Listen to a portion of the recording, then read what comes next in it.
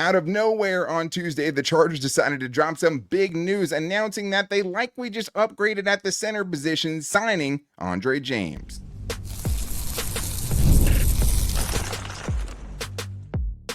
You are Locked On Chargers, your daily podcast on the Los Angeles Chargers. Part of the Locked On Podcast Network, your team every day. What is up, and welcome into the Locked On Chargers podcast. I'm your host, Daniel Wade, joined as always by my co-host, David Droegemeier, and we've been covering the Chargers now for 9 seasons, but this is our 7th year as the host of the Locked On Chargers podcast, bringing you your team every day. Thank you to the everydayers out there for making us your first listen today. To make sure that you never miss the show, go subscribe or follow for free on the Locked On Chargers YouTube channel and listen wherever you get your podcast from. David, what do we got today? Well, just like lightning, the Chargers struck unexpectedly and added another offensive lineman, and his name is Andre James. He plays center, and I'm very excited about that because that adds some really true competition to the interior of the offensive line. So that begs the question, what does that mean for Bradley Bozeman? Well, thankfully, Bradley Bozeman has some positional flex that allows the Chargers to have some options there. And of course, the offensive line starting to come together. Seems like they're starting to build some depth. So what is next for the offensive line? Yeah, because as we've seen, there could always be more, and you can't really write them off on signing anyone at this point, and you still have 10 upcoming draft picks. But today's episode is brought to you by Game Time. Download the Game Time app, create an account, and use code LOCKEDONNFL for $20 off your first purchase. David, the Chargers likely just signed their starting center, Andre James, and this puts a little bit more clarity about how the Chargers feel about the center position at the very least. And I think this is a move at a high end that could be a steal for the Chargers, depending on what this deal ends up being, and also someone that really could bounce back and do what the Chargers have done so much recently with these short-term deals, finding bounce back candidates and having them raise their value with the Chargers, and also addressing one of the biggest needs. So we saw the Chargers re-sign Bradley Bozeman. We weren't sure really what that plan was going to be. And this is a guy that could be a really big improvement over the 2024 version of Bradley Bozeman that we saw. 100%. I mean, Andre James is a player I think you can get really excited about. I mean, yeah, last year he had a down year, but that's definitely not the exception, or that's not the rule. That's the exception when you look at his stats and what he's been able to do. I mean, Andre James, 2 sacks or fewer allowed in 3 of the 4 seasons. Compared to, Bradley Bozeman, just the last 2 seasons, it's 12 sacks and 59 pressures allowed. So this guy is a much more well-rounded center, especially when it comes to pass protection. He excels in pass protection, and he's used to and has excelled in a scheme that the Chargers currently like to run with, which is that gap blocking scheme. Yeah, he does seem like a better fit for that because when he was at his best season was 2023, right, when he ended up allowing just 17 pressures on 448 pass blocking snaps. He had a really good season, and it wasn't just that in 2023. It was the well-rounded part of his game. He was 11th in pass blocking grade and 11th in run blocking grade, and also graded out as a top 10 center, the 9th-ranked center out of anyone that had at least 100 snaps in 2023. That's where the top end is. You know that he can play at a high level. He didn't last year. Him and Bradley Bozeman were comparable at the very least last year. But even if he played like the 2024 version, as a pass protector, you're getting someone with a much higher floor. And when you have the season end the way it did last year, the pass protection had to be addressed because it wasn't, it was that and the run blocking, of course, that all, comes together. But at the same time, it was so atrocious that we knew that Justin Herbert never had a chance in that game. And this is a move to upgrade that. So you have to love that, seeing this in the second week of free agency. And I think when you're talking about him getting back to that 2023 form, there's a lot of great reasons to think he could do it, specifically because of the scheme like you're talking about. So why would the Raiders release a good center? The big part of this is they drafted their center of the future last year in Jackson Powers Johnson. A guy we really wanted. A guy we really wanted, a guy who's going to be really good. But what that meant is they don't need to spend money on Andre James anymore when they have the future of that position still in the building, and especially coming off of a down season. So it made sense for them to release him. And he didn't play as well last year when it wasn't Josh McDaniels at the helm anymore. In that offense in 2023, it fit him. It was the best year of run blocking that he had by far. Yeah. He also was pretty good as a pass protector, as we said, a top 11 pass protector. You'll take that over what you had last year, because last year Bradley Bozeman had a pass blocking grade that ranked him 42nd out of 50 centers. And I don't think it's all on Bradley Bozeman. No. There's only 32 starting centers in the league. So if you're ranking 42nd, it's not good enough. So this at least raises the floor on that. And there's reason to think this could be the latest in a long line of Joe Ortiz selections that can bounce back and find that form and be a real threat for this Chargers team. I mean, he's really given a lot of different players an opportunity to try to rebuild their value. I mean, whether it's on the offensive line, the defensive line, the cornerback room with Christian Fulton, who just got rewarded with a new contract, right? There's plenty of examples where players, even recently with this new regime, have come to the Chargers, played with Jim Harbaugh, and was able to, rebuild their value and kind of, reestablish themselves as players in the NFL. And also, when you look at Andre James, I think recently he definitely fits the mold of what the Chargers are looking for, which is a durable, reliable type of player. I think for Andre James, he's only 27 years old, and he's played 15 or more games in 4 of the 6 seasons that he's played in the NFL. That's the type of player that, the Chargers want and covet. And so that's what you are trying to look for when you're looking for upgrading this team and looking for the type of players that fit with what Jim Harbaugh wants to do. So I love the move here. I think it really extends the offensive line here and makes it a lot more versatile and makes it a lot more competitive, which after the way last season ended, you had to add competition to that offensive line. There's no way it could be the same. The Chargers heard that message, and they are delivering on that now. Yeah, and I think that's the big thing here is I know a lot of people are going to be freaked out by last year's grades when you look this dude up, and I think there is obvious risk there. You don't know that you're going to get so much more out of him than they did last year. You don't know that for sure. What you think is that he's going to be a better fit, and you also know you have to do something at the center position, but I think the good news is like, this is at the very least competition for Bradley Bozeman, and he's likely going to end up being the starter. At least that's how things look right now. Maybe Bradley Bozeman looks so much better. You don't know. But even if that's the case, and Bradley Bozeman wins the starting job coming out of camp, you have a contingency plan now. Like last year, were you going to turn to Brendan Hymas because things were bad with Bradley Bozeman? They'd rather call a timeout than put Brendan Hymas on the field. When now, like, you're going to, hopefully with Mekhi Becton, get a better evaluation of who the center is right now, and especially because there could be more to come. But, like, at the very least, this is competition, David, right? Worst case scenario, this is a great contingency plan to go to where if things aren't working out, you have a legitimate person you can plug in there. After last season's performance, nobody on the interior should feel like, other than Mekhi Becton, who just signed that contract, should feel like they have a starting spot sewn up. Yeah. There's just there's no way that you can go into this season and say, oh yeah, Zion Johnson's our left guard, Bradley Bozeman's our center. It's all good. Everything's great. We added a right guard. Everything's fantastic. No. And the Chargers see that too. And that's why they bring in a player like an Andre James who has played at a very high level in the NFL to push a Bradley Bozeman or to supplant him, right? Yeah. You're not just going to give him the keys to the kingdom. You're going to make him have to earn those keys and really allow the best 5 offensive linemen to be out there opening up holes for Najee Harris and protecting the golden boy, Justin Herbert. And I just think also, too, it's just more believable, I guess, to a certain extent that you could see Andre James get back to a level that we saw pretty recently and end up potentially giving you an above average option at center, because it's all about improving that line. It doesn't even mean they're done. As we learned yesterday, we didn't think they were going to be signing a center today. We thought it'd be more likely it was a guard. We said, hey, we'd rather have Andre James than Garrett Bradbury, but we weren't actually sure they were going to do it. They are doing it, and they're not doing it in the conventional sense where it doesn't feel like either him or Mekhi Becton is going to be a disaster for you, and you're not mortgaging the future to do it. And I do think that at the very least, if these guys are playing well, right, or you have these guys in a true competition, even if it's him and Bradley Bozeman, even if you throw Zion Johnson in there, that whoever comes out of that is going to give you a much better option than what you had in 2024. And I think that is a huge win for the Chargers, especially at this point in free agency. But it does have a ripple effect on the rest of the line. And that kind of begs the question, could they potentially try Bradley Bozeman at guard? The good news is he's played it before, and it also begs the question, is the Zion Johnson at center experiment over? We're getting into all that and more on today's Locked On Chargers podcast.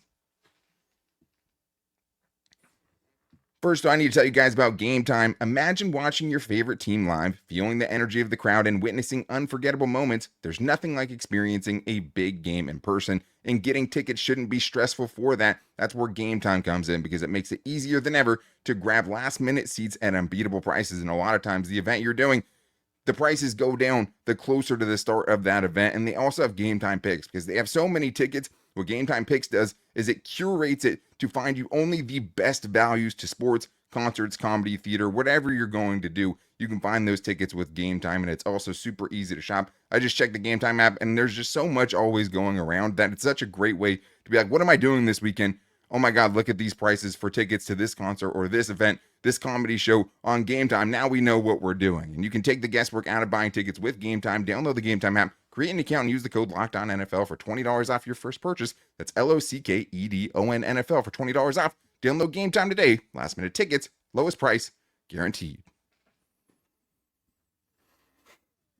All right, David. Well, now we have to talk about what happens with Bradley Bozeman, what happens with Zion Johnson now that they potentially just signed their new starting center. And I absolutely believe that Andre James can be that for them. But now it still leaves a big question mark at left guard because you know who the right guard is likely going to be with Mekhi Becton. In this scenario you're playing out, Andre James is winning that center battle. Does Bradley Bozeman, with that contract he just signed, just automatically become just a backup? And he's a backup center, and at least a backup center that I think you'd feel okay about because you know he just started for you for a whole year. If he would have been a backup, that wouldn't have been bad production. You just needed better out of a starter. Could he play guard? Because it is something, David, that we've actually seen him do in the past. It is, exactly. And you know, for Bradley Bozeman, he has his first 2 seasons in the NFL where he played at guard, over 1,000 snaps in both of those seasons. So he has a lot of experience actually playing guard, not only playing guard, but playing guard for the current Chargers offensive line, current offensive coordinator, Greg Roman. So yeah, he understands the system, has, blocked very well in that system and has experience there and has that positional flexibility, which allows him to sign that contract and be able to play, multiple positions. If, he is able to beat out Zion Johnson or, whoever else the Chargers decide to bring in to play guard. But the more positions that you can play, the more valuable that you can be in the NFL, and the longer you can extend a career in a field which is traditionally very, very short. Yeah, and if I had to guess right now, I don't think it's likely that they're going to have him battle it out for left guard. I'd say more likely it's him trying to battle it out at center, but I don't think it's crazy. And if you're wondering, okay, well, why did he move to center to begin with? Because the first 2 years as a starter in Baltimore, he was not just a guard, but also their left guard, which is the spot specifically that you have open. But the Ravens drafted Ben Cleveland, offensive lineman, in the 3rd round out of Georgia in 2021 when Bradley Bozeman made that move to center. And they were also looking after Matt Skura left to find kind of an upgrade at center. It ended up working out for them because Bradley Bozeman had his best season of his career that year at center. And he might be a better center than he is at guard. He might be a worse guard than Zion Johnson is. But I do think there is at least a small chance they say, okay, well, let's see what you can do that. Maybe you can at least be a better guard this year than you were a center last year. And like I said, there's a lot that goes into that, but I do think it's probably not likely. I'd say most likely he's going to be battling it out with Andre James to see which one of those guys is center. Maybe there's even a rookie that gets thrown into that mix that we'll talk about later too. But does that also mean that the Zion Johnson experiment at center is over? We heard Joe Ortiz talk at his press conference earlier in the offseason, and he said, hey, we see Zion Johnson with some center flex, right? You don't know who you're going to get. You don't know you're going to get Andre James. You don't know that Bradley Bozeman's going to be back too. He said that before all of these kind of events happen. Is it still a possibility in your mind? Yeah, I think it is. I still think it is because, unfortunately for Zion Johnson, what he's put on tape playing guard in the NFL, both at right guard and left guard, it hasn't really been good enough. And I think if you ask yourself, or if you're the Chargers organization, you're saying, Zion Johnson has his 5th-year option coming up. Does his play merit us picking up that option? And I think the answer unequivocally is no. So what does that mean? Well, you have a former first round pick that you now have to try to find a home for, or, you find a replacement for. I think that's what it is at this point when you start to ask a player, this, kind of far into his, first 4 years in the league to switch a position. It's because the positions that he has been playing hasn't gone well enough. So I feel like they will give Zion Johnson still an opportunity to try to be, a center in the league. But I think it makes it a lot more difficult now that you have Bradley Bozeman and Andre James, two guys that, you feel a lot better at that position. Well, yeah, have multiple year head starts at you and have played it while you're going to have to transition to not only a new position, but playing center, which just from the outside looking in seems like one of the hardest positions to learn with all the things that they have to account for. And like the thing is they're going to have to make the decision on the 5th-year option before they ever get to see him take a snap at center, right? That's just the hard thing. I don't think it's getting picked up either way. But if you have a dude is first-round talent and you're looking to potentially, which they haven't yet, upgrade at left guard, where can we find a place for him? Because we know that the talent is there. Maybe we've been playing him in the wrong place all along. And that I'm still kind of interested to see. Like, I want to see what Zion Johnson can do at center. I just don't want it to be the only option that they have at center, or potentially the best option they have at center. So to me, it feels like the Zion Johnson center dream, especially because I don't necessarily see Bradley Bozeman playing left guard, took a major hit with this signing. I think it's something they considered, but right now he's your starting left guard. And unless you think go ahead. But if it's just Zion Johnson now, looking at the state of the offensive line with Rashawn Slater at left tackle, with Joe Alt at right tackle, with Mekhi Becton at right guard, and potentially Andre James at center, I think you can feel pretty good about 4 out of the 5 of those positions. And I think, one of the things I've seen people say is, you can deal with one, maybe, less than par type player on your offensive line. You cannot, however, deal with 3, which is what the Chargers had issues with last season. So at least you're shoring up multiple positions here, and you're feeling a lot better about what the Chargers offensive line looks like right now. Yeah, you definitely do. But it still, to me, feels like as of right now, before they've made any more additions, before we see what they're going to do in the draft, that Zion Johnson's your left guard, which, to your point, isn't the end of the world if you feel really good about the other 4 guys that you have. And also, he's a guy that has improved pretty much every season. Might be coming off his best season, but unfortunately, things unraveled in the worst ways in the biggest moment, in the biggest game of the year. So you can't just assume it's going to happen. You know that they're not totally sold on him being the left guard because they're telling you they want to try him out at center. So they're telling you that there is other things in the mix potentially for that specific left guard spot. What I would say, though, is it feels unlikely to me you're going to have 3 of those dudes and potentially a rookie down the road all fighting it out for the center spot. There's only so many snaps. There's only so many chances you can get on the training camp to evaluate guys on that field. That's true.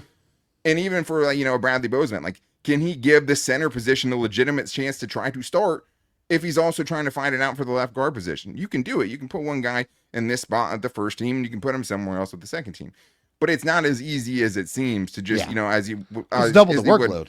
Writing it on paper, and you're getting half of the looks you would get as a coach. You get half of the looks that you would get as if they were focusing on one spot. But to your point, the offensive line reconstruction is coming together. It was clear that the Chargers going into 2025 needed to improve the interior of the line, and now they've signed Andre James and Mekhi Becton, which is undoubtedly 2 shots that, while risky, are shots and swings that you had to take because you had to take some chances, and you're also feeling pretty good that neither of those guys is going to be a J.C. Jackson contract because it's not the same risk, but you still have so much chance, I think, for a big reward. Which is fantastic. And that's, kind of what you've seen throughout all of the deals that the Chargers have made is they are not overpaying for anybody. Nobody. None of these contracts you look at and say they are egregious in nature. And I'm sure whenever the numbers come out for this Andre James contract, it'll probably be in line with the rest of the contracts that the Chargers have doled out this offseason. I think they've been very, very prudent. But all of a sudden, now after, a little over a week in free agency, you're feeling immediately better about the state of the Chargers offensive line, which is something we could not say just 2 weeks ago. Yeah, and I think when you see these other deals for guys that were potentially thought of as better guard options or better interior options, the Drew Dowmans of the world, the Trey Smiths of the world out there get signed or not be available to the Chargers, and the Chargers not landing those guys, it sucks in those moments. Obviously, Trey Smith is a franchise tag, and that's only a 1-year deal. But you look at Will Fries, right? 5 years. You look at Drew 88 Dalman, million. 4-year commitments. Those are great, and they feel great at the time, but they also have a chance to totally tank you for 4 more years, and the ramifications you might have to still keep paying. They might be great and solve those positions long term. The Chargers don't have a long-term potential, fill positions. They'll have a chance to re-sign these guys, obviously. But what they also don't take on is that inherent risk that, hey, this could totally blow up in your face. And there's not at least one guy right now that you'd say, okay, well, that thing could just turn into an albatross that you're trying to find any way a couple years down the road to get rid of and having to take a huge dead cap hit for it. That hasn't been given out by the Chargers, while you still have one almost certainly huge upgrade in Mekhi Becton and a guy with Andre James that has a huge chance to be a big upgrade over what they had last year. And if you're saying 2 of those are done right now with still potential chances for more free agents and 10 draft picks coming up, they're in a good spot. And we're going to tell you what's next coming up right after this. The NCAA tournament is here, and so is the Bracket Breakdown. Locked On Podcast Network and Amazon Fire TV channels are teaming up to deliver NCAA tournament coverage like never before. Watch studio shows featuring former players and Locked On's local experts as they guide you through every upset, buzzer beater, and bracket matchup. Stream it all for free on Amazon Fire TV channel. Search Bracket Breakdown to see it all for free. It's your team every day.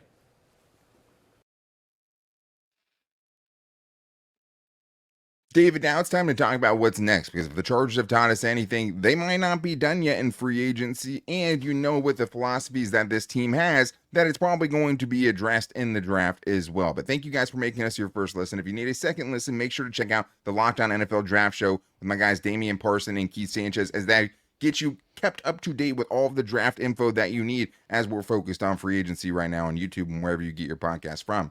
David, as we learned yesterday, do not write the Chargers off on potentially signing more and adding more, which is exactly how you'd want it to be, and something we should know from Joe Ortiz, who signed people throughout the offseason and traded for people all the time last year. What's next for this offensive line is there's still more work to do, and I think the nice thing is they could still potentially add more in free agency. Yeah, they absolutely could. I think there's a couple of guys out there that have remained unsigned. One of them being Tevin Jenkins, which, we do know that he just concluded a visit with the Seattle Seahawks.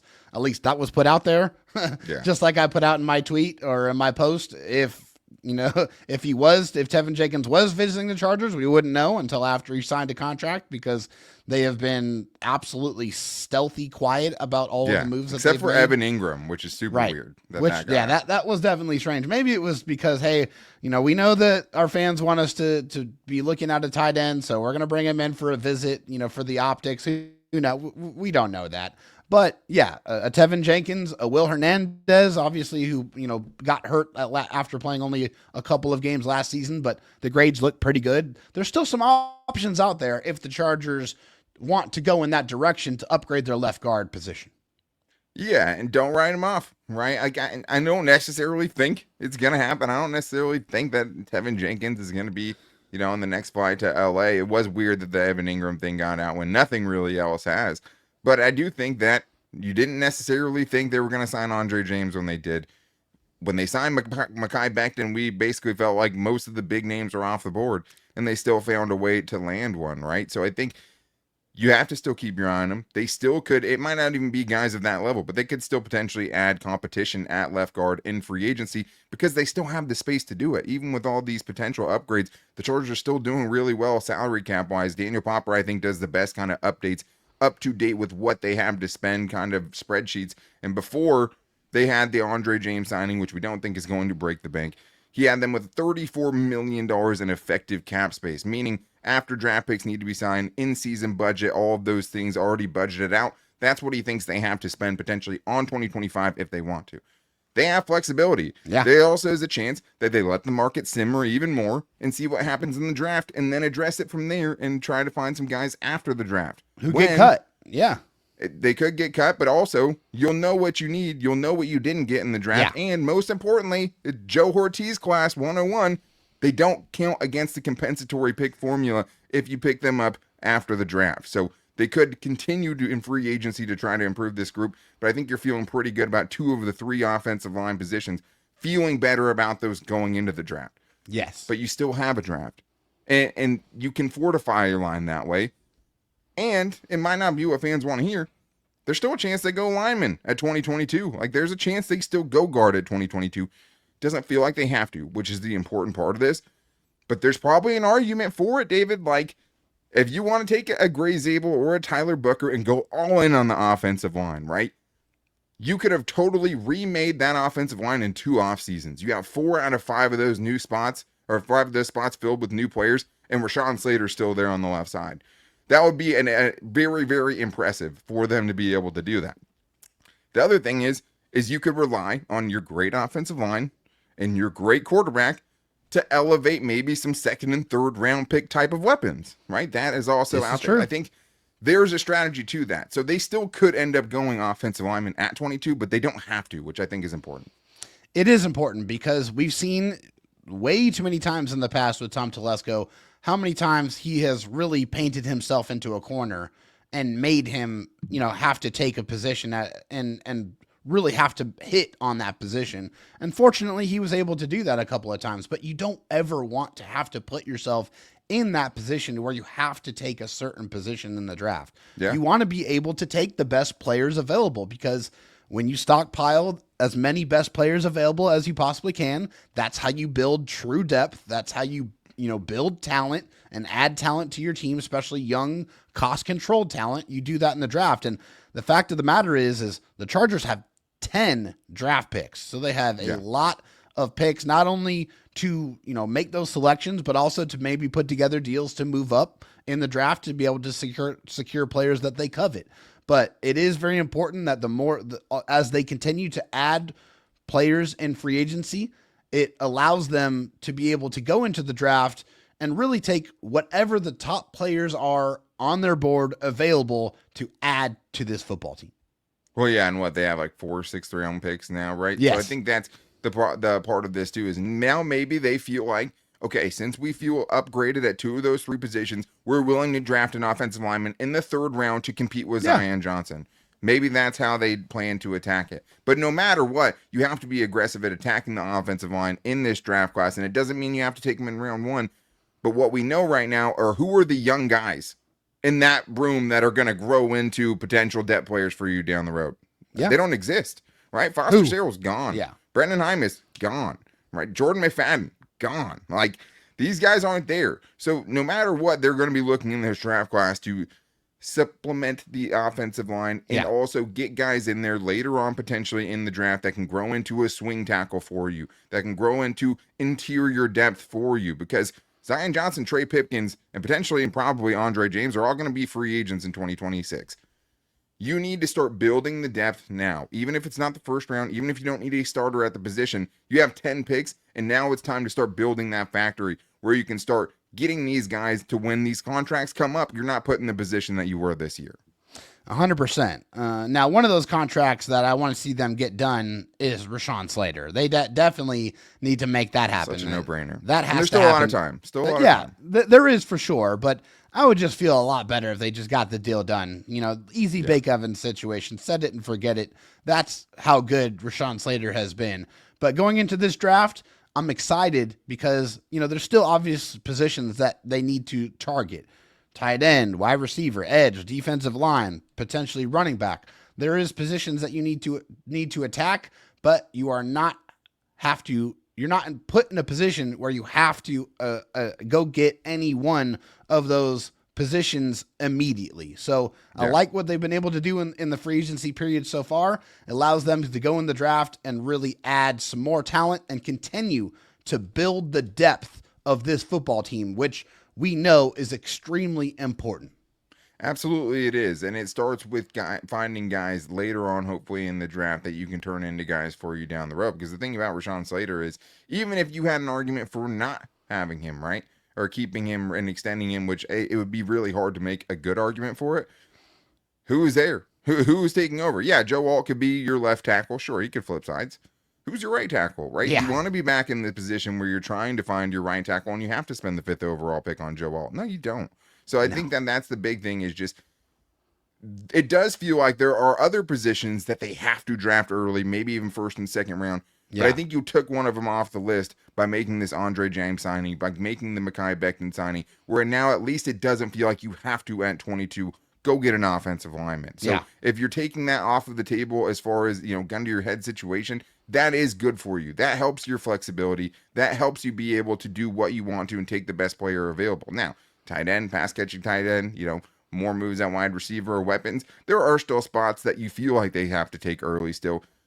But as we just saw today, there's always more that can happen. And Joe Ortiz is going to continue to be out there, can be committed to not overspending and stay committed to improving this team. And I think with this move, you're starting to see it all come together. And the vision for this free agency class, I think, while it started a little murky, is starting to come together as something I think we're going to feel really good about. But that's going to wrap things up for today's show, because we didn't even get to what we wanted to get to yesterday, and that is the Chargers really putting the cherry on top, and that's trading for Dallas Goedert. Now you feel good about the line. You feel good about the depth at a lot of positions. Put the cherry on top and go trade for Dallas Goedert. Make sure you guys are back here tomorrow for that by subscribing or following for free on the Locked On Chargers YouTube channel and listening wherever you get your podcast from. And we'll be blasting it out on all of our social media where we post the show every single day on Twitter at LockedOnLAC, on Instagram at Locked On Chargers, and our Locked On Chargers Facebook page. You want to make sure you follow all those places for instant reactions as well, because we had some today on Andre James and we'll continue to throughout the offseason. But thank you guys, as always, for making us your first listen. Make sure you're back here tomorrow when we talk about a potential trade for Dallas Goedert. They're hanging him out there. Go get him. But until then, guys, take it easy and go Bolts.